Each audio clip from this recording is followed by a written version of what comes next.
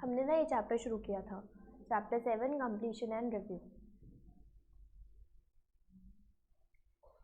इसके अंदर देखो ये सारे स्टैंडर्ड्स पढ़ने हैं हमें, 260, 265, 450, 560, 570 और 580। इसमें से हमने सब्सिक्वेंट इवेंट और गोइंग कंसर्न कंप्लीट कर लिया था। अब इसके अंदर क्या था, सब्सिक्वेंट इवेंट में आपने AS4 पढ़ा है, AS4 अकाउंटिंग स्टैंडर्ड 4, जिसमें हमने क्या पढ़ा था कि दो तरीके के इवेंट्स होते हैं, एडजस्टिंग इवेंट और नॉन एडजस्टिंग इवेंट्स। तो अब ये जो एडजस्टिंग इवेंट और नॉन एडजस्टिंग इवेंट्स हैं, ये मैनेजमेंट ने फॉलो किया है अकाउंटिंग स्टैंडर्ड 4, और उन्होंने डिस्टिंग्विश किया है एडजस्टिंग इवेंट को और नॉन एडजस्टिंग इवेंट को। एडजस्टिंग इवेंट को बुक्स में एडजस्ट कर दिया है और नॉन एडजस्टिंग इवेंट का को डिस्क्लोजर में डिस्क्लोज कर दिया है। ये बात कौन देख रहा है, ऐसे 560 देख रहा है कि ये ऑडिटर ये सब सब्सिक्वेंट इवेंट ठीक से किए गए हैं कि नहीं किए गए। ये हम इस वाले ऐसे में देखते हैं, ऐसे 560 में। ये तो आप रिकॉर्डिंग में देखना डिटेल में ये पूरा का पूरा। फिर उसके बाद हमने शुरू किया था गोइंग कंसर्न।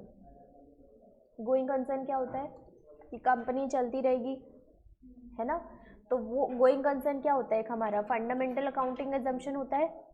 तो गोइंग कंसर्न भी उसके ऊपर अब अकाउंटिंग मतलब ऑडिटिंग स्टैंडर्ड भी है कि अब क्योंकि अगर गोइंग कंसर्न होता है, गोइंग कंसर्न कंपनी में होता है, तो हम जिस तरीके से हमारी बुक्स बनाते हैं एज पर अकाउंटिंग स्टैंडर्ड वही बनाते रहते हैं।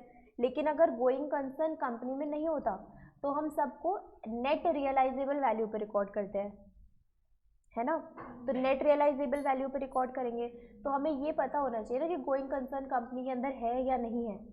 तो उस बात को भी ऑडिटर को चेक करना है, तो वो सब ऑडिटर चेक करेगा और फिर बुक्स ऑफ अकाउंट्स को चेक करेगा।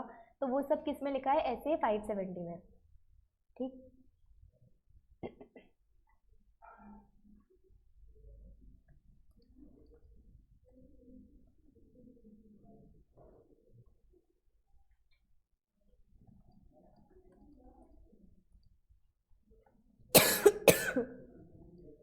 हमें यहाँ से पढ़ना है ऑडिटर्स कंक्लूजन। अभी ये गोइंग कंसर्न वाला जो एजम्पशन अब स्टैंडर्ड है ना, उसी का कंक्लूजन है। The auditor shall evaluate whether sufficient appropriate audit evidence have been obtained regarding and shall conclude the appropriateness of management views going concern basis of accounting in the preparation of financial statement। तो auditor evaluate करेगा, auditor check करेगा कि sufficient appropriate audit evidence उसको मिल गए हैं, उसने obtain कर लिए हैं सफिशिएंट एप्रोप्रिएट ऑडिट एविडेंस कि management use of going concern basis of accounting जो कर रहा है वो एप्रोप्रिएट है। मैनेजमेंट ने जो अपने फंडामेंटल बुक्स क्रिएट करे हैं, मैनेजमेंट ने जो अपने फाइनेंशियल बुक्स क्रिएट करे हैं एज पर कि going concern basis accounting use करते हुए, वो क्या है, एप्रोप्रिएट है। ठीक, और इसी बात के लिए ऑडिटर ने इवैल्यूएट करने के लिए क्या कलेक्ट किया है, sufficient appropriate audit evidence. Based on the audit evidence obtained, the auditor shall conclude whether, in the auditor's judgment, material uncertainty exists related to events or conditions that individually or collectively may cause significant doubt on the entity ability to continue as a going concern। अब ये auditor की judgement पे depend करता है, auditor की judgement पे depend करता है मतलब उसके स्किल्स पे, उसके एक्सपर्टीज़ पे, उसके पास्ट एक्सपीरियंस पे, इन सब के बेसिस पे डिपेंड करता है। ऑडिटर की जजमेंट पे डिपेंड करता है कि मटीरियल अनसर्टेनिटी एग्जिस्ट करती है, क्या ऐसी कोई अनसर्टेनिटी एग्जिस्ट करती है। मतलब गोइंग कंसर्न तो है, पहला तो हमने ये देखा कि गोइंग कंसर्न है, वो करेक्ट है कि गोइंग कंसर्न को फॉलो करते हुए हमने बुक्स ऑफ अकाउंट्स बनाए हमारे। दूसरा ये पॉइंट है, क्या कोई ऐसा पॉइंट तो एग्जिस्ट नहीं करता, ऐसा कोई मटेरियल पॉइंट तो एग्जिस्ट नहीं करता जिसकी वजह से ऐसा कोई डाउट क्रिएट हो, किसके, गोइंग कंसर्न के ऊपर डाउट क्रिएट हो कि गोइंग कंसर्न है या नहीं है। इस चीज़ के ऊपर डाउट क्रिएट हो रहा है, ऐसी कोई मटीरियल अनसर्टेनिटी एग्जिस्ट कर रही है, ठीक है ना। दोबारा रीड करो, in the auditor judgment a material uncertainty exist related to event or condition that individually or collectively may cause significant doubt. इसको शॉर्ट में पढ़ो, auditor judgment a material uncertainty exists related to event or condition may cause significant doubt on the entity ability to continue as a going concern. समझ में आई line. अब यहाँ पर individually और collectively का क्या मीनिंग है? इंडिविजुअली और कलेक्टिवली, इंडिविजुअली का मतलब एक अजर्शन से है, जो हमने अजर्शन वाले चैप्टर में पढ़ा था, और कलेक्टिवली का मतलब financial statement as a whole, ठीक।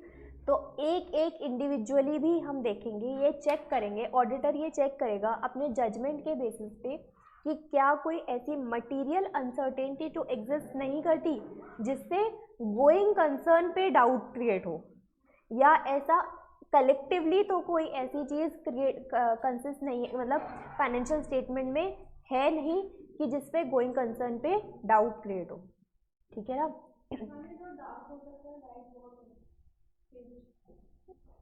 डार्क तो नहीं हो सकता,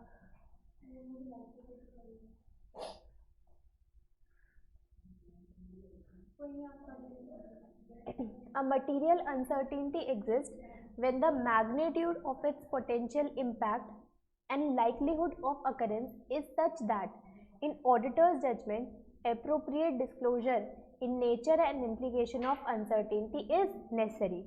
तो अगर ऐसी कोई अनसर्टेनिटी एग्जिस्ट करेगी तो ऑडिटर क्या बोलेगा कि इस बात का एक नेसेसरी अप्रोप्रिएट डिस्क्लोजर देना होगा, कि अगर कोई ऐसे अनसर्टेनिटी क्रिएट होगी ना तो उस बात का हमें क्या देना पड़ेगा?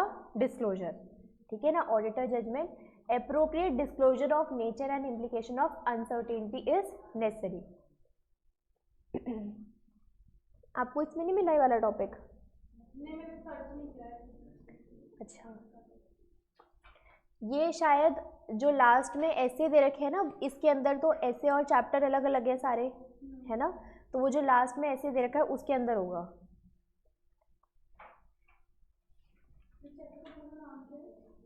चैप्टर के नाम से नहीं मिलेगा आपको, ये ऐसे सर्च करोगे ना तो उससे मिलेगा, ऐसे 570। अच्छा, वो है नहीं अभी आपके पास? हाँ तो ये नहीं है, फिर ये ऐसे वाली बुक में होगा,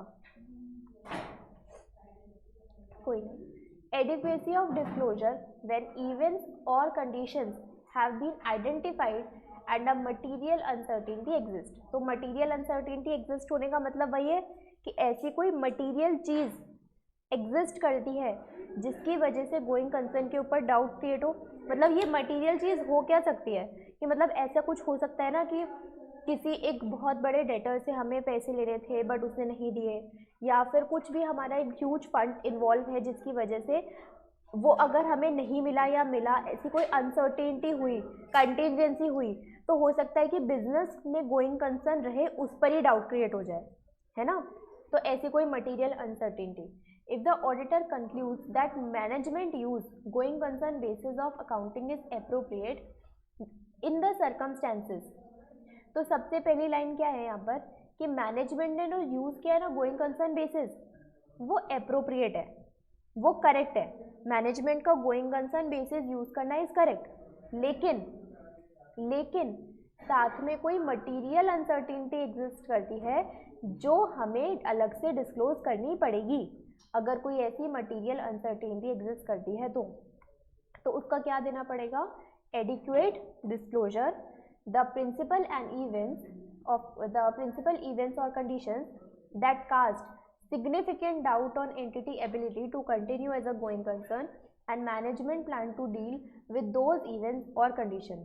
तो पहला पॉइंट क्या बोलता है कि गोइंग कंसर्न आप यू लगा रहे हो वो तो करेक्ट है, लेकिन अगर कोई मटीरियल अनसर्टेनिटी एग्जिस्ट होगी तो उसको डिस्क्लोज करो, ठीक है। और फिर उस चीज़ से मैनेजमेंट का क्या प्लान है डील करने का वो भी बताओ साथ के साथ। तो वो बात तो हम डिस्क्लोज करेंगे साथ में, and management's plan to deal with those conditions वो भी बताना पड़ेगा। and disclose clearly that there is a material uncertainty related to events and conditions that may cause significant doubt on entity's ability to continue as a going concern, and therefore it may be unable to realize its assets and discharge its liabilities in normal course of business. तो अब ये बात disclose करेंगे, disclose clearly that there is क्या, वो material uncertainty related to events और conditions, therefore it may be unable, तो इसलिए हो सकता है कि हम एसेट्स को रियलाइज ना कर पाए या कुछ लाइबिलिटीज़ को डिस्चार्ज ना कर पाए in the normal course of business, क्योंकि हमारे पास एक बहुत बड़ी एक मटीरियल अनसर्टेनिटी है जो हमारे गोइंग कंसर्न पे ही डाउट क्रिएट कर रही है. गोइंग कंसर्न तो सबसे इंपॉर्टेंट चीज़ हो गई ना कंपनी के लिए. आगे, adequacy of disclosure when events और condition have been identified but no material uncertainty exist. तो पहले हमने वो पॉइंट देखा जहाँ पर मटीरियल अनसर्टेनिटी एग्जिस्ट. अभी हम क्या देख रहे हैं कि adequate disclosure in case where no material uncertainty exist. In events or condition have identified that cast significant doubt on entity ability to continue as a going concern, but based on the audit evidence obtained, the auditor concludes that no material uncertainty exists. The auditor shall evaluate whether, in view of the requirements of applicable financial reporting framework, the financial statement provide adequate disclosure about these events or conditions. तो simple कि अगर कोई material uncertainty exist नहीं करेगी तो हम books को बनाएंगे by following going concern basis और फिर उस बात का हम एक डिस्क्लोजर दे देंगे.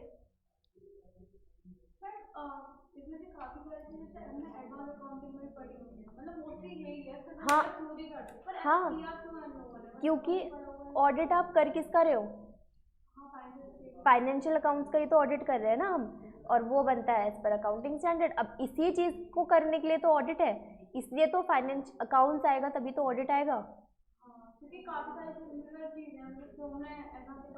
वही चीज़ें जो हमने अकाउंट्स में, जो भी हमने एएस के अंदर पढ़ा है वही बातें यहाँ पर भी लिखी हुई हैं. अब और उसके बाद अगर जो हमने कंपनीज एक्ट के अंदर भी जो हमने अकाउंट से रिलेटेड बातें करी हैं वो भी यहाँ पर है. तो हमें ऑल टुगेदर इन्हीं सब चीज़ों का तो ऑडिट करना है ना, करना तो उसी बात का ऑडिट है. तो अब इन चीज़ों को चेक कैसे करना है वो ऑडिट में लिखा है कि ऑडिट के प्रोसीजर क्या है. वही हम उस वाले चैप्टर में भी देख रहे थे कि सारी बातें हैं वही अकाउंटिंग स्टैंडर्ड वाली, लेकिन उसको चेक कैसे करना है वो हमें देखना है कि उसका ऑडिट कैसे करें. हाँ,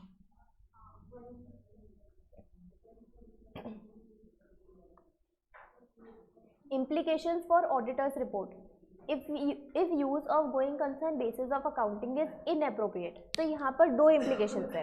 implications क्या है, मतलब हम ऑडिटर रिपोर्ट में हमारा ओपिनियन क्या रहेगा, ऑडिटर रिपोर्ट में ऑडिटर ओपिनियन क्या देगा अगर going concern basis of accounting use करना क्या है, इनएप्रोप्रिएट है, तो उसका ओपिनियन क्या रहेगा. और दूसरा पॉइंट क्या है, दूसरा पॉइंट है कि if going concern basis of accounting is appropriate. Going concern basis of accounting तो यूज करना एप्रोप्रिएट है, लेकिन साथ में कोई मटीरियल अनसर्टेनिटी एग्जिस्ट करती है. ठीक, तो यहाँ पर हम क्या दो बातें देख रहे हैं, implications four auditors report. Auditor report में ऑडिटर का क्या ओपिनियन रहेगा. दो चीज़ें हैं, अगर गोइंग कंसर्न क्या है, इनएप्रोप्रिएट है. मैनेजमेंट ने ना गोइंग कंसर्न रिजम्पशन को ही गलत लगा लिया, उनके पास गोइंग कंसर्न रिजम्पशन था ही नहीं, वो इनएप्रोप्रिएट है. अब दूसरा पॉइंट है कि एप्रोप्रिएट तो है, मतलब ठीक है going concern basis of accounting use करना, लेकिन साथ में कोई मटीरियल अनसर्टेनिटी एग्जिस्ट करती थी, तो क्या क्या केसेस होंगे. तो ये दो चीज़ें पढ़नी है. First, if financial going concern पर ही ऑब्जेक्शन उठा रहा है एक तरह से कि ये ना वो गलत होता है, तो लेकिन वो तो काफी देखकर बनाया जाता है ना गोइंग कंसर्न के अकॉर्डिंग. तो फिर ऐसे मैनेजमेंट ऐसे कैसे कर सकता है कि मतलब इस पे डाउट उठा रहा है जिसकी बेस पे सारी फाइटर स्टेटमेंट वगैरह बना रहे हैं आप, कर रहे हैं. देखो, पहली बात तो गोइंग कंसर्न है या नहीं ये आज की नहीं, ये फ्यूचर की बात है. हाँ. है ना. तो वही है कि यहाँ पर अब वो 100% एश्योरेंस तो ऑडिटर भी नहीं दे रहा है. ठीक, क्योंकि ये चीज़ हमने पिछली क्लास में देखी थी थोड़ी बहुत. तो 100% एश्योरेंस तो ऑडिटर भी नहीं दे सकता क्योंकि ये फ्यूचर की बात है. लेकिन ये हम देख रहे हैं कि आज करंट डेट पे क्या कोई फ्यूचर में ऐसी कोई कंडीशन तो अराइज नहीं होगी हमारे पास कि हमारा गोइंग कंसर्न ही फेल हो जाए। और अगर हम आज ये बोल भी देते हैं ना कि हमारे पास गोइंग कंसर्न है कंपनी का, लेकिन ये भी हो सकता है कि कल को जाकर के हमने भले ही आज बोला है, ऑडिटर ने भी बोला है, मैनेजमेंट ने भी बोला है, लेकिन कल को जाकर के गोइंग कंसर्न ना रहे, क्योंकि हो सकता है ना कल ही फैक्ट्री में आग लग गई, अब वो हमें आज थोड़ी पता था। ठीक है, तो कोई भी अनसर्टेनिटी एग्जिस्ट कर सकती है। तो ऐसा हो सकता है कि अगर पहले से हमारे पास कोई बड़ा कोई डेटर है जिससे पैसे लेने थे, या हमारे पास कोई किसी को हमें कोई बड़ी अमाउंट पे करनी थी, या हमने कोई एक बहुत ही बड़ा लोन लेके रखा था बैंक से, उन सब में एग्जिस्ट ये वाली चीज़ों में तो हमें पता लग जाएगा आज कि हम कल को हम पे कर पाएंगे या नहीं कर पाएंगे। लेकिन ऐसी भी चीज़ कोई हो सकती है जिससे हमें पता भी नहीं लगेगा। हाँ, अनप्रेडिक्टेबल चीज़ें भी हो सकती है। ठीक है, तो अब यहाँ पर अगर बाय चांस गोइंग कंसर्न नहीं था, अब मैनेजमेंट को पता ही नहीं था कि अब गोइंग कंसर्न नहीं है, तो हमें नॉर्मली बुक्स प्रिपेयर करनी ही नहीं है, हमें तो नेट रियलाइजेबल वैल्यू पे बुक्स प्रिपेयर करनी है। और अगर मैनेजमेंट ने गलती से भी बुक्स नॉर्मल तरीके से प्रिपेयर कर दी तो वो बुक्स गलत हैं, तो यही बात को चेक करेगा ना ऑडिटर। ठीक, और ऑडिटर फिर इस बात को चेक करेगा, तो ऑडिटर सिर्फ ऐसे ही तो नहीं देखेगा कि गोइंग कंसर्न है या नहीं, गोइंग कंसर्न है या नहीं इस बात के लिए ऑडिटर क्या करेगा, ऑडिट एविडेंस इकट्ठे करेगा, वो तो एविडेंस के साथ चीज़ें देखेगा ना। हाँ, if the financial statement have been prepared using going concern basis of accounting but auditor judgment management use of going concern basis in the preparation of financial statement is inappropriate, तो auditor क्या opinion देगा अपना, adverse opinion देगा। Adverse opinion क्यों देगा कि अब going concern books में नहीं था, ठीक है, लेकिन मैनेजमेंट ने उसको दिखाया, जो कि क्या है, इनएप्रोप्रिएट है। और अगर मैनेजमेंट ने ऐसा किया है तो ऑडिटर अपनी रिपोर्ट में क्या ओपिनियन देगा, एडवर्स ओपिनियन देगा। If the use of going concern basis of accounting is appropriate but material uncertainty exists, इसके अंदर पहला पॉइंट एडिक्वेट डिस्क्लोजर। अब मैनेजमेंट को भी पता था मटीरियल अनसर्टेनिटी के बारे में, और मैनेजमेंट ने इस बात के एडिक्वेट डिस्क्लोजर दे दिए ऑलरेडी, तो auditor will express an unmodified opinion. If adequate disclosure is not made, तो ऑडिटर विल एक्सप्रेस क्वालिफाइड और adverse opinion. If management is unwilling to make और एक्सटेंड इट्स असेसमेंट, तो अनक्वालिफाइड ओपिनियन और a disclaimer of opinion. ठीक है, assessment वाली बात आपको समझ में आ जाएगी आप जब लास्ट क्लास में देखोगे तो। ठीक, बस इतना ही है। क्वेश्चंस हम एंड में करेंगे, या आप एक बार ट्राई करना होमवर्क, फिर हम इसको डिस्कस करेंगे, डाउट होगा तो। आगे बढ़ते हैं, यहाँ से अब पूरा नया टॉपिक समझ लो। ठीक है, evaluation of mismanagement identified during the audit. हम क्या कर रहे हैं, मिसस्टेटमेंट क्या होता है, कोई भी गलती ड्यू टू एरर और फ्रॉड। ठीक, उसको ऑडिटर क्या कर रहा है, इवैल्यूएट कर रहा है। जो भी उसको मिसस्टेटमेंट क्या मिले हैं ऑडिट करते के time, on the process of audit, उसको जो भी मिसस्टेटमेंट मिले हैं उसको वो इवैल्यूएट कर रहा है। ठीक, before forming an opinion on financial statement, the auditor evaluates effect of identified misstatement on the audit and of uncorrected misstatement on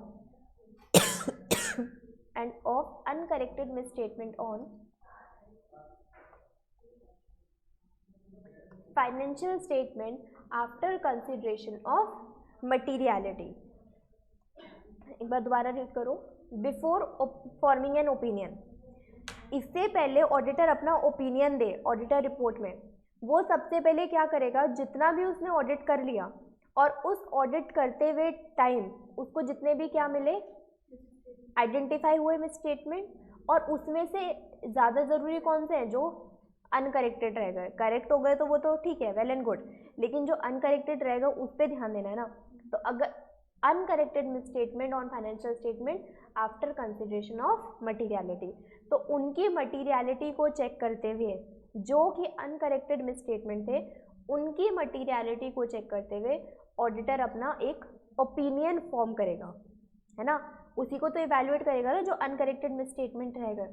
Uncorrected misstatement refer to those misstatement that auditor has accumulated during the audit and have not been corrected. SA 450, ये SA 450 ही था, ये पूरा SA 450 deals with the auditor responsibility, पूरी heading लिखी है वही वाली। फिर अब objectives of auditor in accordance with SA 450। Auditor के क्या ऑब्जेक्टिव्स हैं? ऑडिटर के दो ऑब्जेक्टिव्स हैं। पहला आइडेंटिफाई करना और इफेक्ट क्या होगा अनकरेक्टेड मिसस्टेटमेंट का, उसको पता लगाना। Accumulation of misstatement identified during the audit, तो जितने भी उसने बहुत सारे मिसस्टेटमेंट पता लगाए ड्यूरिंग द ऑडिट, उसको क्या करेगा, उन सबको इकट्ठा करेगा, एक्यूमुलेट करेगा। The auditor shall accumulate misstatement identified during the audit other than those that are clearly trivial. A misstatement may arise from a variety of factors. For example, an inaccuracy in gathering or processing data from which financial statements are prepared, or an omission of amount or disclosure can result into a misstatement. The entity has wrongly capitalized machine re-repair expenses amounting to 5 lakh resulting in overstatement of profit. It is an example of misstatement. ये किसका है? Error का example इन्होंने दे दिया। ये एक machinery थी, the entity has wrongly capitalize, एक मशीनरी थी जिसपे हमने क्या करा था, रिपेयर किया था, और उस रिपेयर को हमने क्या कर दिया, कैपिटलाइज कर दिया, मतलब हमने बैलेंस शीट में डाल दिया instead of P&L 5 lakh rupees के एक्सपेंसेस। तो ये क्या हो गया, एक गलती हो गई है। ऐसी बहुत सारी गलतियाँ हो सकती हैं हमारे अकाउंट्स में। तो ऐसी बहुत सारी जो गलती है जो हमने प्रिपेयर करते टाइम, फाइनेंशियल स्टेटमेंट प्रिपेयर करते टाइम ऑडिटर ने ढूंढ के निकाली है, या कोई अमाउंट जो छूट गया था, कोई अमाउंट रिकॉर्ड ही नहीं किया बैलेंस शीट P&L में, या कोई डिस्क्लोजर देना रह गया, तो ऐसे बहुत सारे मिसस्टेटमेंट होंगे। इसको ऑडिटर क्या करेगा, शैल accumulate. Consideration of identified misstatement as audit progress. The auditor shall determine whether the overall audit strategy and audit plan need to be revised. अब ऑडिटर क्या देख रहा है कि हमने मिसस्टेटमेंट एक्यूमुलेट कर लिया, हमने आइडेंटिफाई कर लिए और हमने उनको एक्यूमुलेट कर लिया, 2 स्टेप्स हो गए, ठीक। अब उन सबको क्या करेगा, वो कंसिडर करेगा अपने ऑडिट के टाइम पे। अब वो कंसिडर करेगा तो फिर ये भी देखेगा ना कि क्या हमें कोई audit procedure, additional audit procedure लगाना है, क्या हमें अपना कोई स्ट्रैटेजी में चेंज लाना है, या हमें अपने प्लान में चेंज लेकर के आना है, तो वो ये सब ध्यान में रहेगा। The nature of identified misstatement and the circumstances of their occurrence indicate that other misstatement that may exist when aggregated with misstatement accumulated during the audit could be material. तो सबसे पहले वो क्या देखेगा कि जो भी आइडेंटिफाइड मटीरियल मिसस्टेटमेंट है वो सब मटीरियल है या नहीं, है ना, दैट कुड बी मटीरियल। और the aggregate of misstatement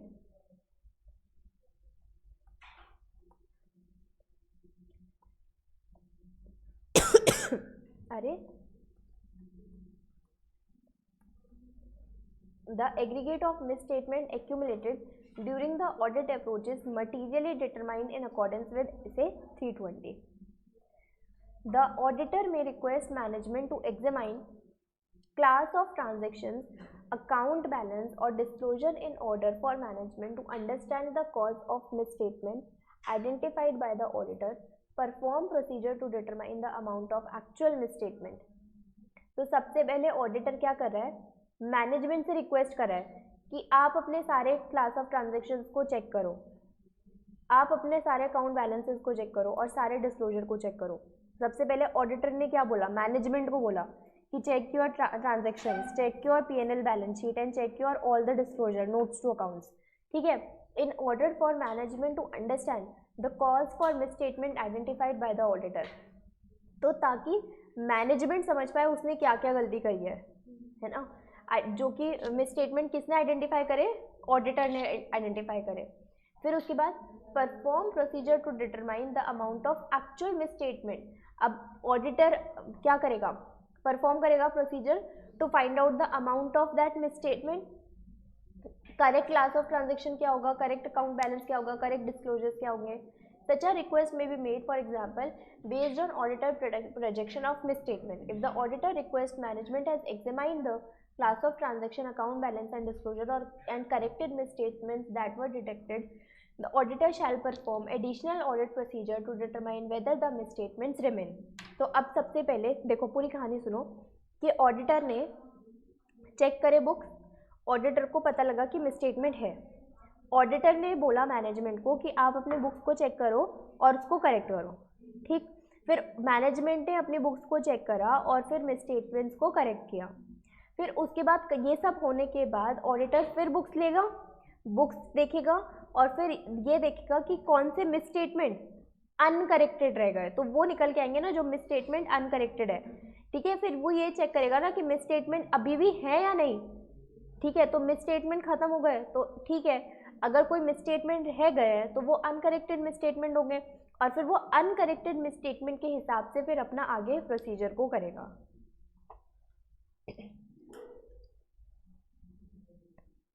communication and correction of misstatement. Communication and correction of misstatement. The auditor shall communicate on timely basis all misstatement accumulated during the audit with appropriate level of management unless prohibited by law or regulation. तो auditor क्या करेगा, सारे misstatement, all misstatement किसको communicate करेगा, किसको communicate करेगा, management को communicate करेगा, बताएगा ना उसको सारे misstatement. Auditor shall communicate all misstatement to management unless अगर प्रोहिबिटेड है तब तो अलग बात है, अगर प्रोहिबिटेड नहीं है तो वो सारे के सारे मिसस्टेटमेंट उसको कम्युनिकेट करेगा। The auditor shall request management to correct. अब वही सेकेंड स्टेप हमारा, पहला स्टेप हम उसने कम्युनिकेट किया, सेकेंड स्टेप क्या है कि auditor shall request management to correct those misstatement. Timely communication of misstatement to appropriate level of management is important as it enables the management to evaluate whether the item of misstatement inform the auditor if it disagrees and take necessary action. तो उसके बाद कि misstatement correct हुए या नहीं हुए, management उस auditor की बात से एग्री हुआ है कि नहीं हुआ है और फिर मैनेजमेंट ने नेसेसरी एक्शन लिया कि नहीं लिया। जो ऑडिटर है वो तो अपनी रिपोर्ट तैयार करता है ना, वो बता तो कहाँ है कि हाँ बताता है, वही तो हम पढ़ रहे हैं कि अगर उसने कोई ऐसे कुछ थोड़े बहुत उसने जो चीज़, जैसे अभी हमने एग्जांपल लिखा था कि जो चीज़ हमें पीएनएल में लेकर के जानी थी वो कहाँ लेकर, ठीक है, एरर, ऐसे कोई, यही एरर तो हमारे मिसस्टेटमेंट्स है ना, तो यहाँ पर आइडेंटिफाई तो करेंगे मिसस्टेटमेंट, लेकिन अगर करेक्ट हो जाते हैं तो ठीक है, हाँ। The correction of management of all the misstatement including those communicated by the auditor enable management to maintain accurate accounting books and records and reduces the risk of material misstatement of future financial statement because the cumulative effect of immaterial corrected misstatement related to prior period. If management refuses to correct some or all misstatement communicated by the auditor shall obtain an understanding of management's reason for not making the correction and shall take that understanding into account when evaluating whether financial statements are as a whole are free from material misstatement. तो अगर management refuse कर दे, management बोल दे कि मैं correct नहीं करूँगा, management correct ना करे और फिर मैनेजमेंट ने मना कर दिया, रिफ्यूज़ कर दिया, तो अब ऑडिटर क्या करेगा, ऑडिटर समझेगा कि उसके रीजंस क्या थे ना करेक्ट करने के और फिर उस रीज़न को इवैल्यूएट करते हुए, उस रीज़न को समझते हुए वो अपना एक ओपिनियन फॉर्म करेगा। उसके बाद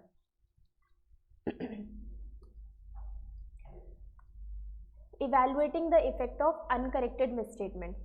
Prior to evaluating the effect of uncorrected misstatement, the auditor shall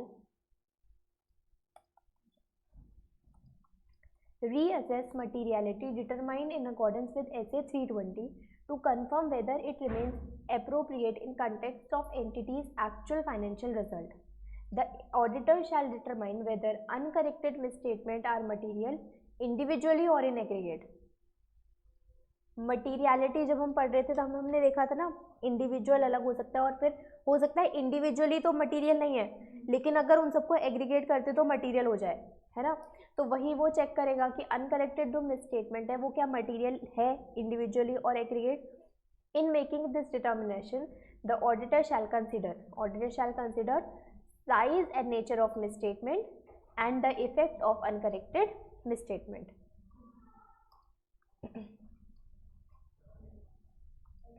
Communication with those charged with governance. The auditor shall communicate with those charged with governance regarding uncorrected misstatement and the effect that they individually or in aggregate may have on the opinion in auditor's report unless prohibited by law or regulation. The auditor's communication shall identify material uncorrected misstatement individually. The auditor shall request that uncorrected misstatements be corrected. The auditor shall also communicate with those charged with governance the effect of uncorrected misstatement related to prior period on the relevant class of transaction, account balances or disclosure and the financial statement as a whole. वही बातें लिखी हैं same वापस से जो हम management से कर रहे थे, वही सब अब दो चार्ज विद गवर्नेंस के लिए. अब हमारा लास्ट टॉपिक, लास्ट तो नहीं, इसके बाद एक और है शायद, हाँ नहीं इसके बाद एक और है, रिटर्न रिप्रेजेंटेशन के बाद एक और ऐसे है, कोशिश करते हैं. रिटर्न रिप्रेजेंटेशन हमारा कौन सा ऐसे है, ऐसे 580. From management regarding the effects of uncorrected statement. Written representation मतलब रिटर्न रिकॉर्ड लेना एक, ठीक. The auditor shall request return representation from management and where appropriate those charged with governance whether they believe the effects of uncorrected misstatements are immaterial individually and in aggregate to financial statement as a whole. A summary of such items shall be included in or attached to a written representation. Auditor क्या ले रहा है अब management से और जहाँ applicable है दो चार्ज विद गवर्नेंस है, इन लोगों से एक रिटर्न रिप्रेजेंटेशन एक रिटर्न में लेकर के रख रहा है कि क्या ये जो अनकरेक्टेड मिसस्टेटमेंट्स है, जो आपने करेक्ट नहीं किए मिसस्टेटमेंट्स हैं, क्या वो इमटेरियल है. अगर इमटेरियल है तो क्या इंडिविजुअली या फिर एग्रीगेट बेसिस पे, और उन आइटम्स की क्या समरी रहेगी. सारे जितने भी अनकरेक्टेड आइटम्स होंगे उनकी एक summary sheet, summary of such items shall be included in और अटैच विद रिटर्न रिप्रेजेंटेशन. तो दो डॉक्यूमेंट हो गए, एक रिटर्न रिप्रेजेंटेशन और उसके साथ एक अटैच करके देंगे एक डॉक्यूमेंट जिसके ऊपर समरी रहेगी of uncorrected misstatements.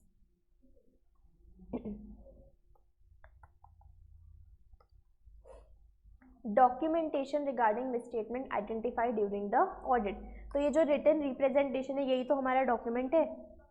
The audit documentation shall include the amount below which misstatement would be regarded as clearly trivial, all misstatement accumulated. तो अमाउंट जो हमें पता लग रहा है मिसस्टेटमेंट का वो amount, all misstatement accumulated during the audit whether they have been corrected, सारे मिसस्टेटमेंट भले ही करेक्ट कर दिए गए हों, और ऑडिटर का conclusion as whether the uncorrected misstatement are material individually aggregate. तो यहाँ पर 3 डॉक्यूमेंट्स प्रिपेयर होंगे. क्या, पहले तो जितने भी मटीरियल मिसस्टेटमेंट्स थे, जितने भी मिसस्टेटमेंट्स हैं उन सब का अमाउंट, फिर एक में सारे के सारे मिसस्टेटमेंट्स लिखेंगे भले ही वो करेक्ट हुए हैं या नहीं हुए, ठीक. फिर तीसरे डॉक्यूमेंट में सिर्फ अनकरेक्टेड मिसस्टेटमेंट.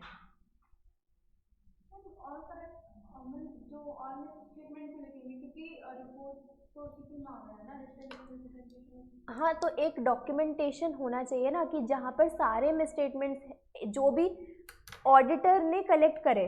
अब ऑडिटर ने जितने भी मिसस्टेटमेंट कलेक्ट किए थे वो उसमें से तो कुछ करेक्टेड हो गए, करेक्ट तो बाद में हुए ना, पहले तो हमने करेक्ट करे थे. पहले तो ऑडिटर ने सारे के सारे मिसस्टेटमेंट्स कलेक्ट करे, फिर उसके बाद मैनेजमेंट को बोला और फिर मैनेजमेंट ने उसको करेक्ट करे. फिर उसके बाद वो थर्ड डॉक्यूमेंट आ जाएगा जो कि अनकरेक्टेड वाले में स्टेटमेंट कौन से बच गए अब लास्ट में।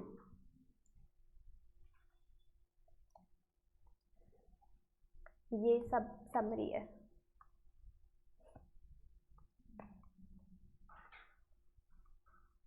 Written representation is a written statement by management provided to auditor, ठीक, to confirm certain matters or to support other audit evidence। अभी ये जो written representation था ना, ये हमारे उस वाले ऑडिट, इस वाले ही ऐसे का पार्ट था जो अभी तक हम पढ़ रहे थे, ठीक है। अब ये जो रिटर्न रिप्रेजेंटेशन है ना, ये बहुत अलग अलग ऐसे में हो सकता है। ये सिर्फ एक ऐसे बहुत अलग अलग ऐसे मतलब जहाँ पर भी मैनेजमेंट ऑडिटर को कुछ भी रिटर्न स्टेटमेंट दे रहा है तो वहाँ पर ये अप्लाई हो गया वाला ऐसे अप्लाई हो गया, ठीक। तो रिटर्न रिप्रेजेंटेशन है क्या, एक रिटर्न स्टेटमेंट है जो मैनेजमेंट ऑडिटर को देगा, ठीक है। वो किसी भी मैटर पे हो सकता है, confirm certain matters and support other audit evidence. अब रिटर्न रिप्रेजेंटेशन कभी भी एक अकेला ऑडिट एविडेंस नहीं रहता, मतलब ये ना बाकी के ऑडिट एविडेंस को सपोर्ट करता है। सिर्फ रिटर्न रिप्रेजेंटेशन लेना एक एविडेंस नहीं है, वो किसी बात का और एविडेंस है, एडिशनल प्रोसीजर है वो, ठीक।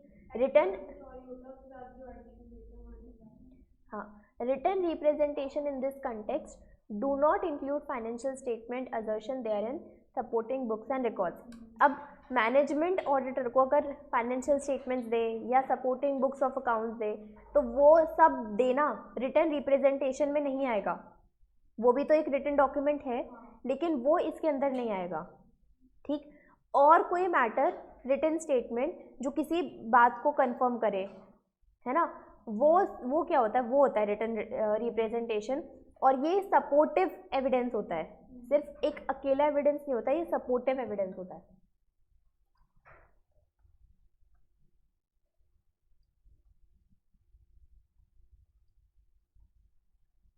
Written representation as audit evidence. Audit evidence is all information used by the auditor in arriving at a conclusion on which audit opinion is based. Written representation are necessary information that auditor require in connection with the audit of entity's financial statement. Accordingly, similar to responses to inquiries, written representation are audit evidence। तो वही बात कि हमारे written representation है क्या, एक audit evidence है लेकिन एडिशनल ऑडिट एविडेंस है। Written representation are the important source of audit evidence if management modifies or does not provide requested written representation, it may alert the auditor to possibility that one or more significant issues may exist। तो अगर auditor ने written representation मांगा है और management ने मना कर दिया, मैनेजमेंट ने नहीं दिया, तो अब यहाँ पर ऑडिटर क्या सोच सकता है कि पॉसिबिलिटी है फॉर और कोई इशू होने की, सिग्निफिकेंट इशू होने की। Further a request for return rather than oral representation in many cases are prompt management to consider such matters more rigorously, thereby enhancing the quality of representation। तो return obviously return document तो है ही ज़्यादा पक्का सबूत और अच्छा सबूत। although written representation provide necessary audit evidence, they do not provide sufficient appropriate audit evidence on their own। अपने आप में वो एक ऑडिट एविडेंस नहीं है लेकिन वो एक क्या है, नेसेसरी ऑडिट एविडेंस है, एडिशनल वाला, ठीक, about any of the matters in which they deal. Furthermore, the fact that management has provided reliable written representation does not affect the nature or extent of other audit evidence that the auditor obtains about fulfillment of management responsibility about specific assertion। 580 written representation repeat. फिर objectives क्या होंगे auditor के, objectives of auditor in accordance with SA 580 written representation. To obtain written representation from management and where appropriate with those charged with governance that they believe that they have fulfilled their responsibility for preparation of financial statement and for completeness of information provided to the auditor। तो पहला चीज़ क्या है, पहला objective क्या है auditor का, written representation लेने का पहला ऑब्जेक्टिव क्या है कि मैनेजमेंट ने सारी अपनी रिस्पॉन्सिबिलिटी को फुलफिल कर दिया है, पहला ऑब्जेक्टिव, ठीक, और उन्होंने जो भी इंफॉर्मेशन प्रोवाइड की है वो क्या है, कंप्लीट। टू सपोर्ट, दूसरा ऑब्जेक्टिव क्या हो सकता है, to support other audit evidence, ठीक। Third, to respond appropriately to written representation provided by management and where appropriate those charged with governance, or if management or where appropriate those charged with governance do not provide written request, ठीक है। तो अब यहाँ पर हमारे तीन objectives, ये तीन बातें याद रखनी है आपको। टू ऑब्टेन रिटर्न रिप्रेजेंटेशन कि बुक्स क्या है, अप्रोप्रिएट है और कंप्लीट है, बाकी अदर ऑडिट एविडेंस को सपोर्ट करता है, और to respond appropriately. Respond appropriately मतलब अगर ऑडिटर ने मांगा है रिटर्न रिप्रेजेंटेशन फ्रॉम मैनेजमेंट, तो मैनेजमेंट ने कैसा रिस्पॉन्ड किया, मैनेजमेंट में दिया या नहीं दिया। From whom written representations are requested by the auditor, auditor shall request written representation from management with appropriate responsibility for financial statement and knowledge of matters concerned, जिसके पास वो knowledge है obviously उसी से हम मांगेंगे। written representation relate to fulfillment of management responsibility to support other audit evidence, repeated है। फिर आगे written representation about management responsibility, तो पहला पॉइंट हमारा वही कि प्रिपेयर ठीक से किए गए हैं। एप्लीकेबल फाइनेंशियल रिपोर्टिंग यूज़ करते हुए हमने फाइनेंशियल स्टेटमेंट प्रिपेयर किया है, हमने फेयर प्रेजेंटेशन दिया है। यहाँ पर अब फाइनेंशियल स्टेटमेंट प्रिपेयर करने को, उस financial statement is not written representation, financial statement ठीक से प्रिपेयर किए गए हैं, इस बात का नोट क्या है, रिटन रिप्रेजेंटेशन है, ठीक। वो तो पहले से प्रिपेयर हो गया फाइनेंशियल स्टेटमेंट, उसके बाद का है वो, हाँ एडिशनल वर्क है जो एक रिलाय करवाएगा कि हाँ ये, हाँ correct. Due to responsibility for preparation and presentation for financial statement and its responsibility for conduct of entity's business,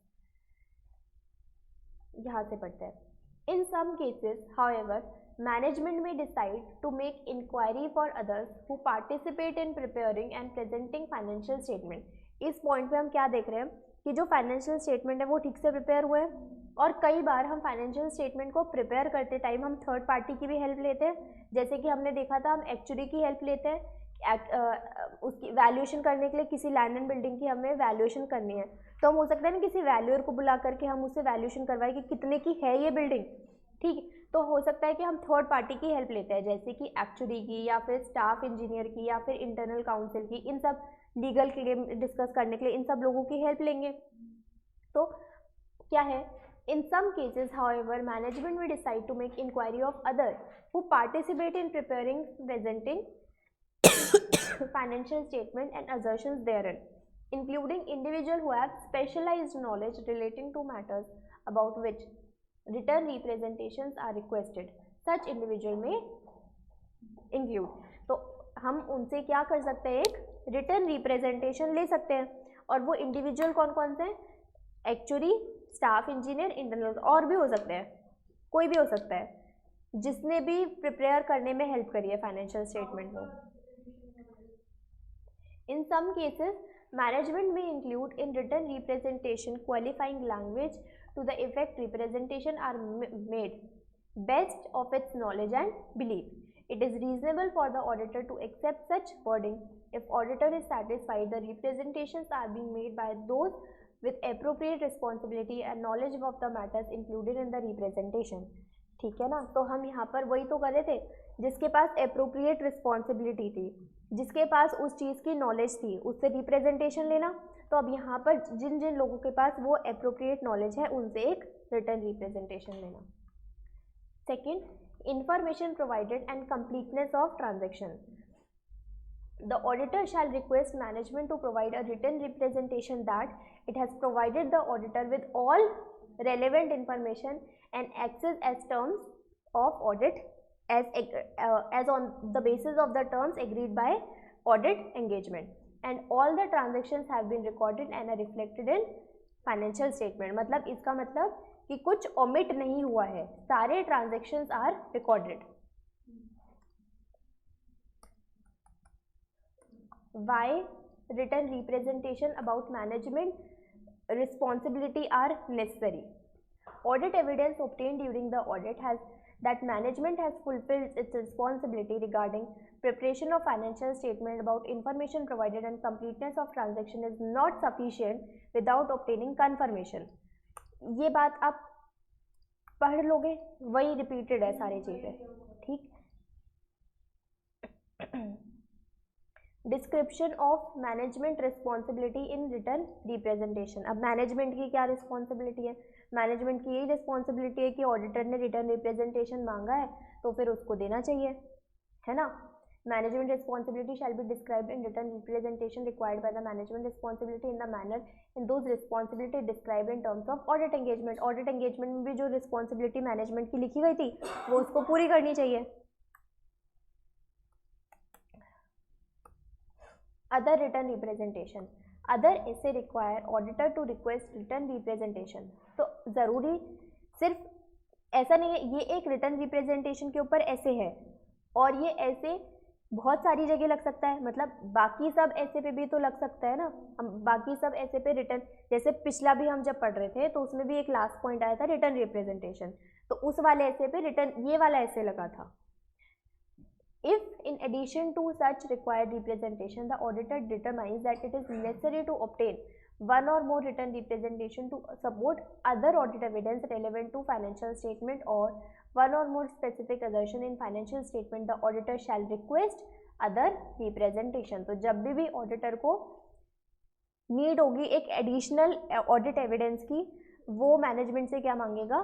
written representation. In addition to written representation about management responsibility regarding preparation of financial statement, the auditor may consider it necessary to request other representation about financial statement. Such written representation may supplement means additionally, but do not form part of written representation relating to management responsibility regarding preparation of financial.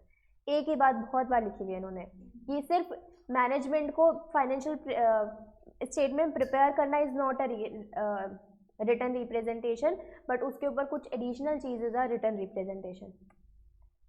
May include representation about the following: whether selection and application of accounting policies are appropriate, whether matters are following where relevant under applicable financial reporting framework has been recognized, measured, presented or disclosed. वही बात है जो हम कोई भी अगर हम accounting standard पढ़ते हैं तो अकाउंटिंग स्टैंडर्ड में क्या पढ़ते हैं? Recognition, measurement, presentation, disclosure. यही चार चीज़ें, यही चार पॉइंट होते हैं. तो वही चारों चीज़ें रेलेवेंट तरीके से बनाई गई है, ठीक है ना. प्लान्स और intention that may affect carrying value और classification of assets and liabilities, liability both actual and contingent, title to और control of assets, aspect of laws and regulation, ये सब ठीक ढंग से फॉलो है. Additional written representation about information provided to auditor. Repeated point.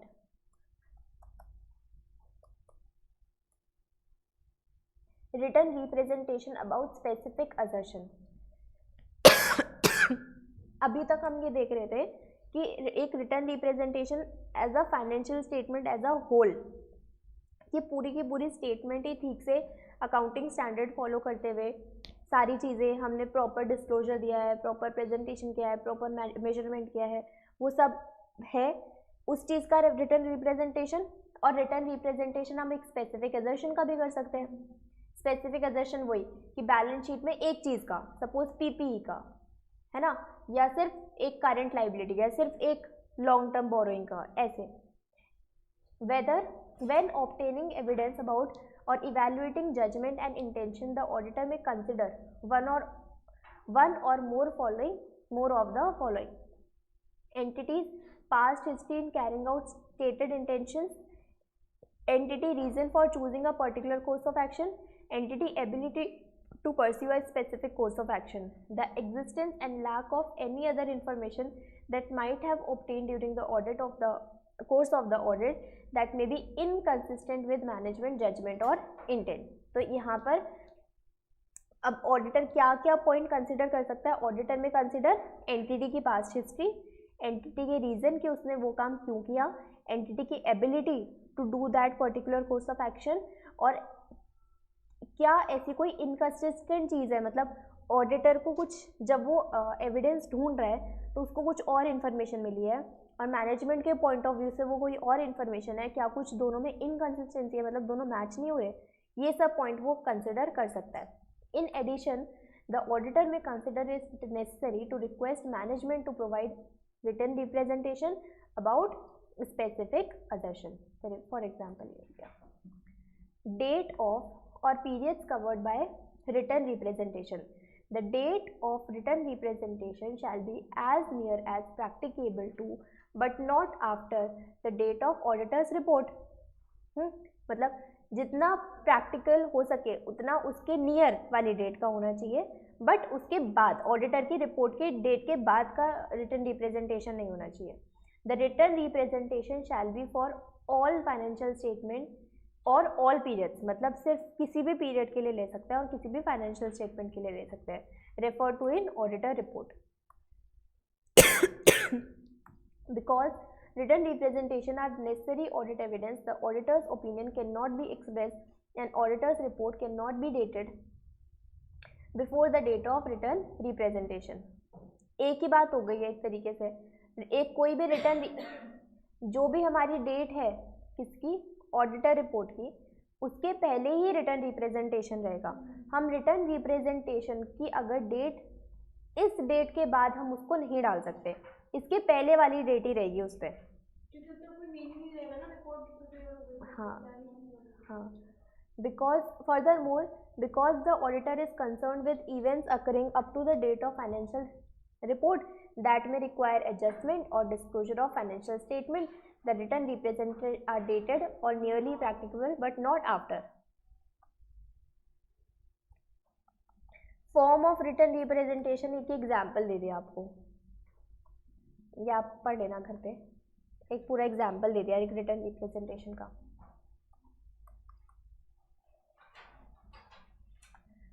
Doubt as to the reliability of written representation.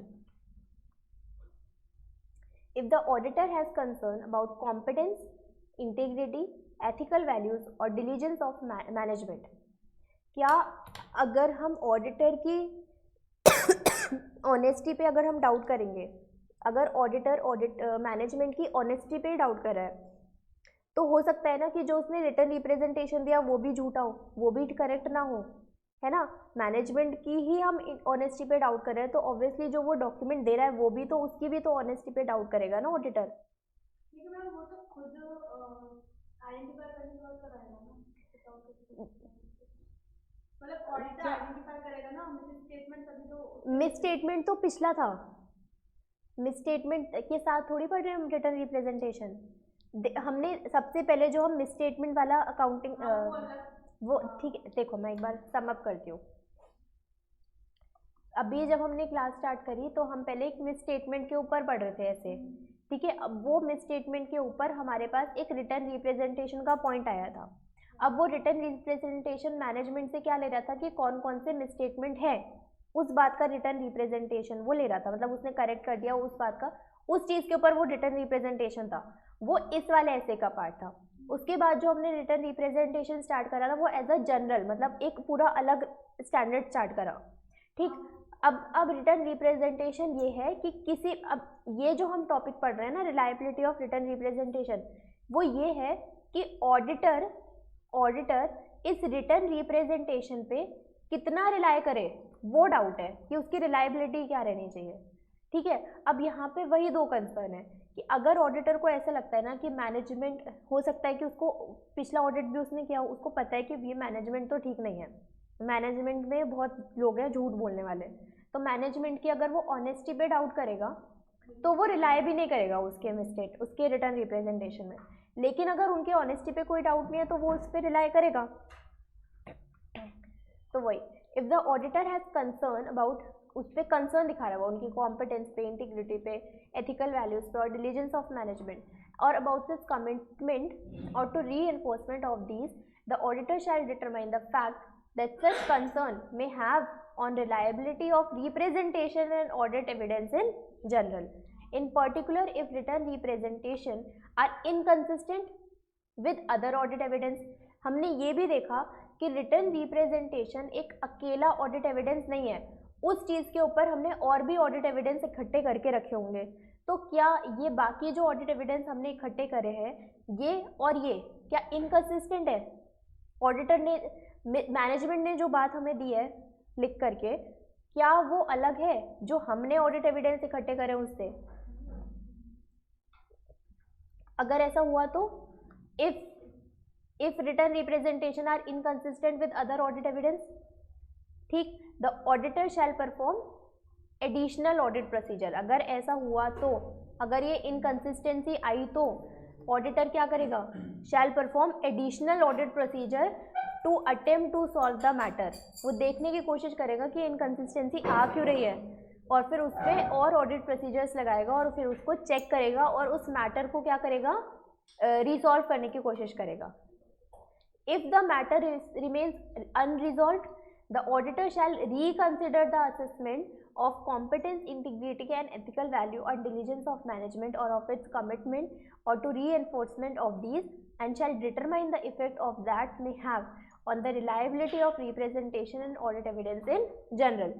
तो अगर ये inconsistency solve हो गई तब तो ठीक है, लेकिन अगर ये inconsistency unsolved रह गई तो वो solve ही नहीं कर पाया तो फिर वो वापस से वही फर्स्ट स्टेप पे जाएगा, वापस से वो रिकंसिडर करेगा। नहीं, ऐसे नहीं कि जब तक रिजॉल्व नहीं हो जाती, एक बार हमने रिकंसिडर कर लिया, अगर अब भी वो वापस से वही है तो हम डाउट करेंगे ना, फिर ऑडिट ये फिर वो अपने कंक्लूजन उस पर चेंज होगा, मतलब वो जो ऑडिट रिपोर्ट में हमारा कंक्लूजन देगा ऑडिटर, वो उस पर डिपेंड करे, उस पर चेंज आएगा फिर। If the auditor concludes that written representation are non, ठीक है, वापस से वो गया, उसने रिकंसिडर किया, लेकिन अब भी auditor conclude that written representation are not reliable, the auditor shall take appropriate action and determine possible effects on the opinion। फिर वो क्या, जो अपना ओपिनियन देगा ऑडिटर रिपोर्ट में उस पर ध्यान देगा और फिर वो ओपिनियन देगा एज पर ऐसे 705 having regard requirement of disclaimer of opinion.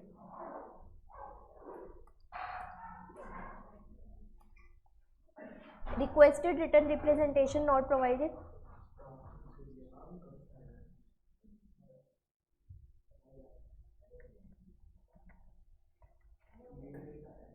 if management do not provide one or more requested written representation, auditor shall discuss the matter with management, re-evaluate the integrity of management, take appropriate action। तो कौन से 3 point है? अगर written representation जो management ने मांगा है auditor से वो उसने प्रोवाइड नहीं किया तो discuss the matter with management, या फिर री-इवैल्यूएट मैनेजमेंट की इंटीग्रिटी, या फिर take appropriate action. Disclaimer of opinion in case of non reliability of written representation about management responsibility और failure to provide such written representation. तो अब अभी तक हम देख रहे थे कि उसको ओपिनियन दे देना चाहिए अकॉर्डिंग टू ऐसे 705, अगर इनएप्रोप्रिएट है, वो रिलाई नहीं कर पा रहा तो 705। अब वही चीज़ लिखी है कि क्या ओपिनियन रहेगा, अगर ऐसा हुआ है तो non reliability of written representation है तो auditor shall conclude that there is a sufficient doubt about integrity of management and such written representation about management fulfilling its responsibility regarding preparation of financial statements and about information provided and completeness are not reliable, or management does not provide written representation relating to fulfilling its responsibility regarding preparation of financial statement about information and completeness of transaction। एक बार दोबारा से बता रही हूँ कि यहाँ पर सबसे पहले जो रिटर्न रिप्रेजेंटेशन था वो इनएप्रोप्रिएट है, मतलब ऑडिटर उस पर रिलाई नहीं कर पा रहा। तो अगर रिलायबिलिटी नहीं है तो ऑडिटर ओपिनियन देगा, ओपिनियन में ये लिखेगा कि ये जो रिटर्न रिप्रेजेंटेशन है वो रिलायबल नहीं है, वो बताएगा। और साथ में अगर रिटर्न रिप्रेजेंटेशन अगर मैनेजमेंट ने प्रोवाइड नहीं करा तो ये वाला पॉइंट लिखेगा। ठीक है, 2 पॉइंट्स है यहाँ पर, देखो दोनों के बीच में और है। ठीक, अगर मैनेजमेंट ने प्रोवाइड तो किया बट वो रिलायबल नहीं था तो ये वाला ओपिनियन वो बता देगा कि इट इज़ नॉट रिलायबल। अगर मैनेजमेंट ने दिया ही नहीं तो ये वाला opinion, management does not provide the return representation.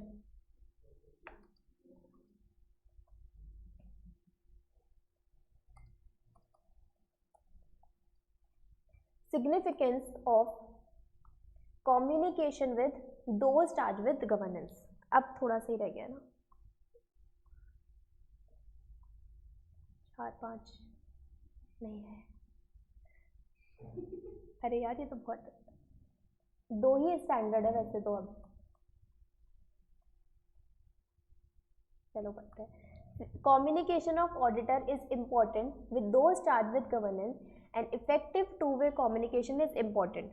तो अभी क्या है, ऑडिटर किसके साथ कम्युनिकेट कर रहा है, those charge with governance. The auditor and those charge with governance in understanding matters relating to audit in context, in developing a constructive working relationship. This relationship is developed while maintaining the auditor independence and objectivity. तो सबसे पहला point यहाँ पर क्या है, auditor और those charge with governance के बीच एक कम्युनिकेशन होनी इंपॉर्टेंट है। तो अगर कम्युनिकेशन होगी तो वो दोनों साथ में एक अच्छे तरीके से काम कर पाएंगे, कंस्ट्रक्टिव वर्किंग होगी उनकी।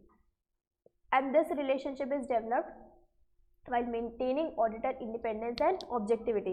और ये रिलेशनशिप तो है, मतलब कम्युनिकेशन तो कर रहे हैं वो दोनों, लेकिन इस कम्युनिकेशन की वजह से ना ऑडिटर की इंडिपेंडेंसी नहीं खोनी चाहिए या ऑब्जेक्टिविटी नहीं खोनी चाहिए, ठीक है। इस डेवलप रहनी चाहिए, ऑडिटर को अपनी मेंटेन करनी चाहिए इंडिपेंडेंस और objectivity. The auditor in obtaining from those charged with governance information relevant to audit. For example, those charged with governance may assist the auditor in understanding the entity and its environment, and in identifying appropriate sources of audit evidence, and in providing information about specific transactions or events. And those charged with governance and fulfilling their responsibility to oversee the financial reporting process, thereby reducing the risk of material misstatement of financial statement. तो पहला point यहाँ पर हम देख रहे हैं कि क्या इंपॉर्टेंस है when auditor and those charge with governance have a communication. तो इसकी क्या सिग्निफिकेंस है, पहला एक कंस्ट्रक्टिव वर्किंग होगी, पहला पॉइंट हमारा हो गया कंस्ट्रक्टिव वर्किंग रिलेशनशिप, लेकिन this should not sacrifice auditor's independence and objectivity, ठीक। सेकेंड पॉइंट ये कि auditor will obtain a necessary information which is relevant to the audit. Auditor will obtain a necessary information that is relevant to the audit. मतलब those charge with governance auditor को help कर सकता है entity को understand करने में, entity का environment understand करने में। फिर those charged with governance in fulfilling their responsibility to oversee the financial reporting process, thereby reduce करने में help कर सकता है risk of material misstatement of financial statement. Who are those charged with governance? The persons or organization, example corporate trustee, with responsibility of overseeing a strategic direction of the entity and obligation relating to accountability of the entity. This includes overseeing of financial reporting process. For some entities, those charged with governance may include management personnel, for example, executive members of governance board of private or public sector entity or owner manager. Those charged with governance वो सारे लोग होंगे जो responsibility रखते हैं एक strategic direction की, मतलब एंटिटी ठीक से काम कर रही है कि नहीं कर रही, एंटिटी वो लोग उनके पास ये नहीं है कि हो भी सकता है कि उनके पास कोई काम करने की भी रिस्पॉन्सिबिलिटी हो, लेकिन उसके ऊपर उनके पास ये भी रिस्पॉन्सिबिलिटी है कि सबको चेक करना कि सब लोग अपना अपना काम ठीक से कर रहे हैं कि नहीं कर रहे, है ना। Strategic direction of the entity, obligation relating to accountability कि एंटिटी में कौन किस काम के लिए अकाउंटेबल है, वो सब ठीक से वर्क कर रहे हैं कि नहीं कर रहे, ये सब कौन देखता है, दोज चार्ज विद गवर्नेंस। ये कोई भी मैनेजमेंट का पर्सनल हो सकता है, जैसे कि executive members of governance of board of private या पब्लिक कंपनी, मतलब एंटिटी में कोई भी मैनेजमेंट का पर्सनल हो सकता है on the post of those charge with governance.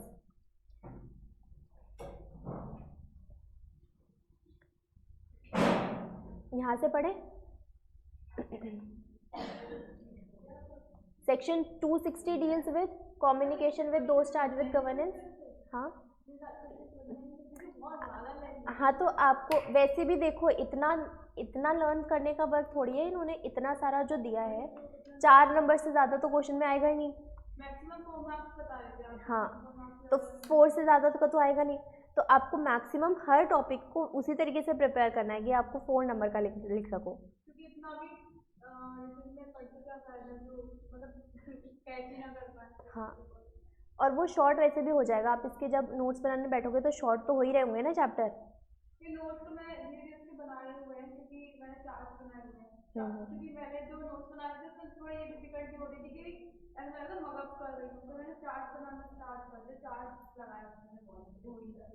ठीक है, वो भी ठीक है। Scope objectives of auditor in accordance with SA 260 to communicate clearly, ठीक, फिर to obtain those charged with governance relevant information उनसे पता करना, to provide those charged with governance with timely observation arising from the audit, to promote the effective two-way communication। तो इनको इसी तरीके से आप जब लर्न करोगे तो इसी तरीके से एक एक वो कीवर्ड्स याद रखोगे, पूरा सेंटेंस थोड़ी याद रखोगे, ऐसी एक एक कीवर्ड्स याद रखोगे। तो ऑब्जेक्ट ये लास्ट वाला पॉइंट टू वे कम्युनिकेशन दे रखा है, तो उसमें भी तो हो रहा था ना, मैनेजमेंट और ऑडिटर में भी टू वे ही हुआ, तो उसमें पर्टिकुलर मेंशन इसमें क्यों किया उसमें क्यों किया? किसमें तो ये किसमें नहीं किया? जो मैनेजमेंट और ऑडिटर में भी तो टू वे कम्युनिकेशन हो रहा था ना। हाँ, आप कर सकते हो वहाँ पे भी, ऐसा तो कुछ नहीं है। हाँ ठीक, तो यहाँ पर भी ऑब्जेक्टिव क्या, क्लियरली कम्युनिकेट, तो सिंपल से पॉइंट है, क्लियरली कम्युनिकेट करना, रेलेवेंट इन्फॉर्मेशन पता करना, टाइमली ऑब्जर्व, मतलब टाइमली हमें उनसे उनको बताना कि ये काम हो गया, ये टाइमली ऑब्जर्वेशन उनको बताना, two way communication.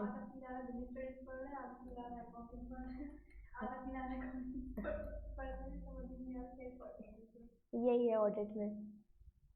Matters to be communicated by auditor, the auditor responsibility in relation to financial statement audit.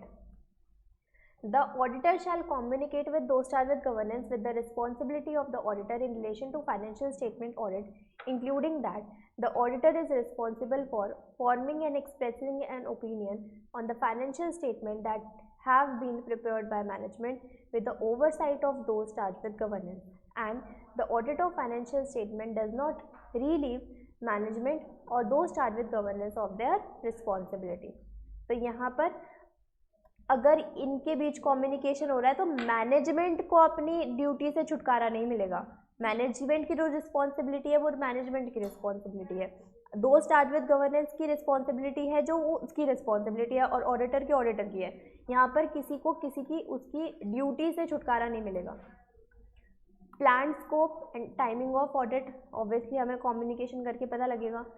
Significant findings of audit, the auditor shall communicate, जो भी उसको सिग्निफिकेंट चीज़ें पता लग गई है ड्यूरिंग द ऑडिट वो उसको क्या करेगा, दो स्टार विद गवर्नेंस को कम्युनिकेट करेगा। The auditor view about significant qualitative aspects, significant difficulties, उसको ऑडिट करते टाइम कुछ डिफिकल्टी आई, किसी ने कुछ इन्फॉर्मेशन देने से मना कर दिया या उसको किसी चीज़ का एक्सेस नहीं मिला, तो सिग्निफिकेंट डिफिकल्टी बताएगा वो। Unless those charge with governance are involve in managing the entity, significant matters arising during the audit that were discussed और subject to correspondence with management, written representation is required. यहाँ पे भी हमने written representation पिछले में भी देखा था, यहाँ पर भी देख लिया, ठीक है।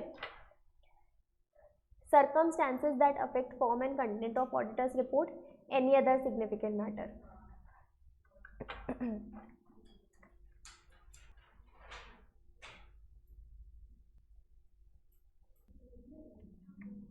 Communication of auditor's independence in case of listed companies. Communication किसके साथ, वापस से वही दो स्टार विद गवर्नेंस के साथ।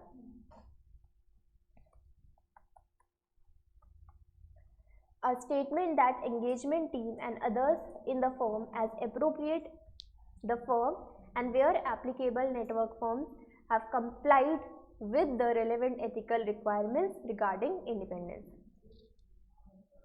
and all relationship and other matters between firm, network firm, entity that in auditor's professional judgment may reasonably be thought to bear on independence.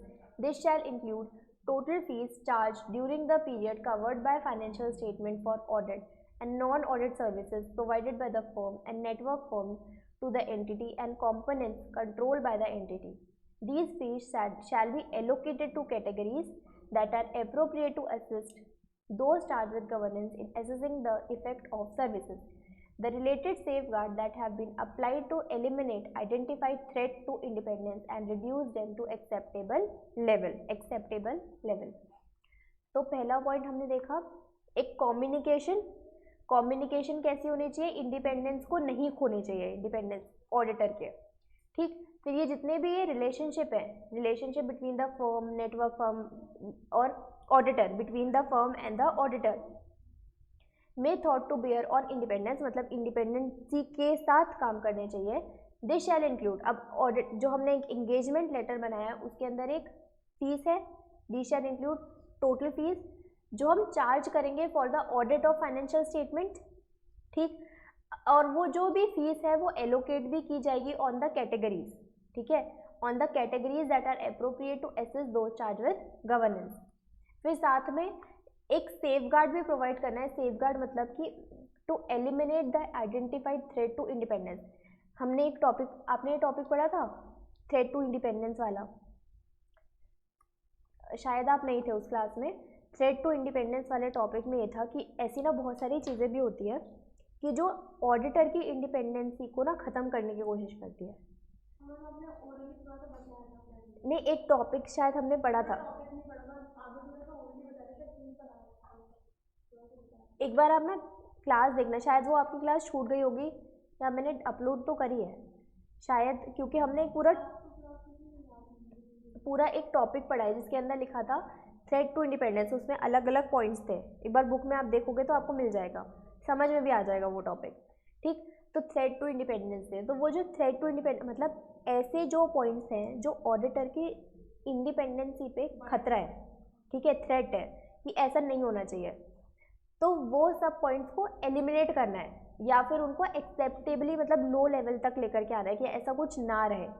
और वहाँ पर हमने ये भी देखा था कि अगर ऐसा कुछ होता है ना तो ऑडिटर को वो ऑडिट ही एक्सेप्ट नहीं करना चाहिए कि अगर जहाँ पर उसकी इंडिपेंडेंसी नहीं है तो मतलब इंडिपेंडेंसी के अंदर क्या बहुत सारी चीज़ें आती हैं ना ऑडिटर के मतलब उसको ये देखना पड़ेगा कि कोई ऐसा तो कुछ नहीं है कि जो पहले फर्म का पार्ट था, जिस कंपनी में वो ऑडिट करने गया है वो पहले हो सकता है ऑडिट फर्म का पार्ट था, ऐसा कुछ तो नहीं है। या फिर कुछ भी चीज़ कि कोई रिलेटिव्स तो नहीं है उसका वहाँ पे किसी के साथ ऑलरेडी पहले से जान पहचान, तो ये सब थ्रेट क्रिएट करता है उसकी इंडिपेंडेंसी पे। The communication process. The auditor shall communicate with those charged with governance the form, timing and expected general content of communication. The auditor shall communicate in writing with those charged with governance regarding significant findings of the audit. And in the auditor professional judgment, oral communication will not be adequate. Written communication will not include all the matters that arose during the course of audit. The auditor shall communicate in writing with those charged regarding auditor's independence in case of listed company. Adequacy of communication process. The auditor shall evaluate whether two-way communication between auditor and those charged with governance has adequate purpose of the audit. If it has not, auditor shall evaluate the effect, if any, on auditor's assessment or risk of material misstatements and ability to obtain sufficient appropriate audit evidence and take appropriate action. फिर उस बात का documentation रखना, ये जितनी भी चीज़ें हैं सबको हम प्रिपेयर मतलब जो भी हमारे रिटर्न रिप्रेजेंटेशन था उसको हम रखेंगे एज अ डॉक्यूमेंट। ये वाले पॉइंट्स देख लो जो अभी तक हमने पढ़ा, इसकी summary. Determine appropriate person within the entity governance structure with whom to communicate, communicate matters relating auditor responsibility. फिर उसके बाद इन केस ऑफ लिस्टेड हम उसके कम्युनिकेट करते हैं ऑडिटर की इंडिपेंडेंसी के ऊपर भी, फिर उन सबको एक रिटेन करना कॉपी, तो वो क्या प्रिपेयर होगा हमारा documentation. Why communication of significant deficiencies in internal control is necessary. Communicating significant deficiencies in internal control and writing to those charged with governance reflects the importance of these matters and assists those charged with governance in fulfilling their oversight responsibilities.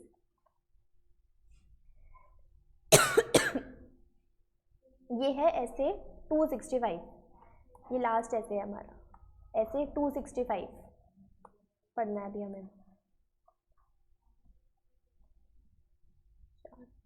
4 page. तो ऐसे 265 क्या बोलता है, communicating deficiencies in internal control to दो start with governance, मतलब कोई कमी रह गई है इंटरनल कंट्रोल में तो वो हम किसके साथ कम्युनिकेट करेंगे, दो स्टार्ट विद गवर्नेंस के साथ और मैनेजमेंट के साथ। ये डील करता है ऐसे 265 deals with the auditor responsibility, वही सेम लाइन लिखी है। यहाँ से पढ़ते हैं objective of auditor in accordance with SA 265, the objective of the auditor to communicate appropriately to दो start with governance and management deficiencies, मतलब इंटरनल कंट्रोल जो करा हुआ है मैनेजमेंट ने उसमें अगर कोई कमी रह गई, डेफिशिएंसी रह गई, तो वो बात कम्युनिकेट की जाएगी किसके साथ, दो स्टार्ट विद गवर्नेंस के साथ, and also with management that auditor has identified, auditor ने क्या आइडेंटिफाई करा है, वो डेफिशिएंसी आइडेंटिफाई करी है। Meaning of deficiency of in internal control and significant deficiency in internal control, deficiency in internal control that exist when control is design implemented and operated. Internal control हम पूरा chapter पढ़ चुके हैं, है ना, वो इंटरनल कंट्रोल डिजाइन किया था, इम्प्लीमेंट किया था, ऑपरेट किया था, by the way that is unable to prevent, लेकिन तब भी उसकी वजह से वो प्रिवेंट नहीं कर पाया जिसकी वजह से हमने वो लगाया था, हमने कैमरा लगाया था बट कोई फ़ायदा नहीं हुआ। तो वही कंट्रोल इज डिजाइन इम्प्लीमेंटेड और operated in such a way that is unable to prevent, detect और correct misstatement in financial statement on timely basis, और control necessary to prevent, detect और correct misstatement in financial statement और timely basis is missing. तो यही जो हम internal control नहीं हो पाएगा, लगाएंगे हम तब भी नहीं होगा, वही तो हमारी डेफिशिएंसी इन इंटरनल कंट्रोल है। फिर significant deficiency in internal control, a deficiency और a combination of deficiencies in internal control that auditor professional judgement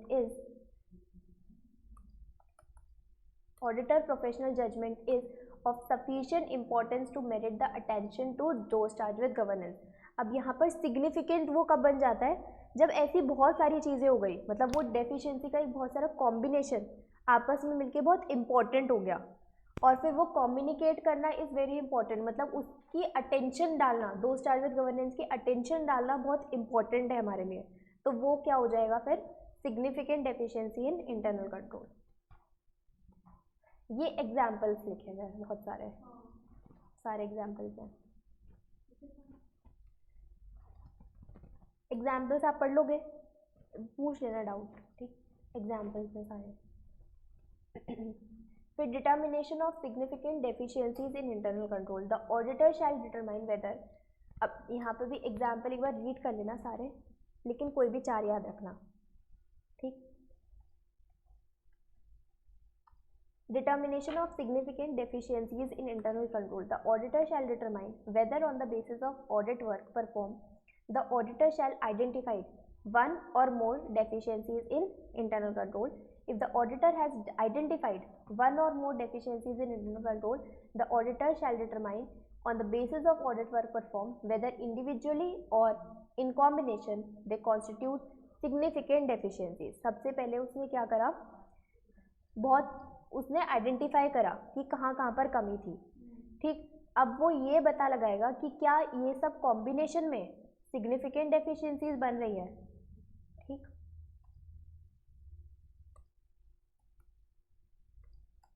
फिर कम्युनिकेट करेगा वो सारी डेफिशिएंसीज किसको, दो स्टार्ट विद गवर्नेंस को। कम्युनिकेट कैसे करेगा, इन राइटिंग, ठीक, and other deficiencies during the, वही पहला पॉइंट है इन राइटिंग, और दूसरा वो कम्युनिकेट करेगा to management by other parties and that auditor professional judgement, जो कि उसको लगता है कि क्या है, बहुत इंपॉर्टेंट, मतलब उसको ऐसा लगता है ना कि इस बात पे ध्यान देना मैनेजमेंट का, दो स्टार्ट विद गवर्नेंस का बहुत इंपॉर्टेंट है, उनकी अटेंशन होनी चाहिए इस बात पे। The auditor shall include written communication of significant deficiencies in internal control. Auditor written communication, ये जो written वो दे रहा है उसके अंदर वो बताएगा क्या, डिस्क्रिप्शन देगा डेफिशिएंसी का, और सफिशिएंट इंफॉर्मेशन प्रोवाइड करेगा किसको, दो स्टार्ट विद गवर्नेंस को। हाँ, in particular auditor shall explain that the purpose of the audit was for auditor to express an opinion on financial statement. The audit included consideration of internal control relevant to preparation of financial statement in order to design audit procedures that are appropriate in the circumstances, but not for the purpose of expressing an opinion on the effectiveness on internal control. Auditor का ये काम होता है कि वो financial statement check करे, उस पर ओपिनियन देना उसका काम होता है। ऑडिटर का ये काम नहीं होता कि वो इफेक्टिवनेस चेक करे इंटरनल कंट्रोल की, ठीक। The matters being reported are limited to those deficiencies that auditor has identified. तो अब जितनी भी डेफिशिएंसीज थी वो मैनेजमेंट की रिस्पॉन्सिबिलिटी है, उनके होते हुए भी किस तरीके से फाइनेंशियल स्टेटमेंट प्रिपेयर हुई है और उसमें क्या क्या उसके बेसिस पे वो जो ओपिनियन बना सकता था वो उसने उसके बेसिस पे बनाया है, ठीक है। लेकिन इफेक्टिव कितना इंटरनल कंट्रोल है वो उसमें कोई उसका लेना देना नहीं है ऑडिटर का। हो गया चैप्टर कंप्लीट।